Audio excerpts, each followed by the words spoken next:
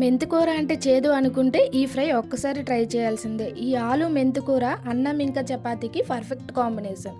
ఆకుకూరలు తినని పిల్లలకు కూడా ఇది ఒక్కసారి పెట్టి చూడండి, చక్కగా మారం చేయకుండా మొత్తం తినేస్తారు, అంత బాగుంటుంది. ముందుగా ప్యాన్లో 2 స్పూన్ల ఆయిల్ వేసి దాంట్లోనే 1 స్పూన్ జీలకర్ర వేసి ఫ్రై అయినాక సన్నగా తరిగిన 2 ఉల్లిపాయలు కూడా వేసి ఫ్రై చేసుకోండి. తర్వాత చిన్న ముక్కలుగా కట్ చేసుకున్న 3 బంగాళదుంపలు కూడా వేసి దాంట్లోనే 1 స్పూన్ ఉప్పు, అర స్పూన్ పసుపు వేసి మూత పెట్టి మీడియం ఫ్లేమ్లో 10 నిమిషాల పాటు ముక్క మెత్తపడేంత వరకు ఉడికించుకోండి. ఇప్పుడు మసాలా కోసం 5 వెల్లుల్లి, చిన్న అల్లం ముక్క, 3 ఎండుమిర్చి, 1 స్పూన్ ధనియాలు, జీలకర్ర, సోంపు వేసి కచ్చా పచ్చగా దంచుకోండి.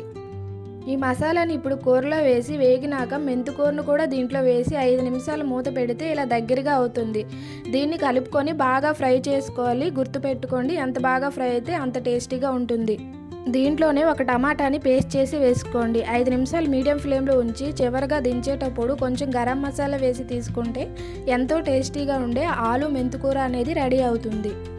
మీ ఇంట్లో కూడా ఒకసారి ట్రై చేయండి, టేస్ట్ అయితే చాలా బాగుంటుంది. Please do like, share and subscribe Sangeetha kitchen menus.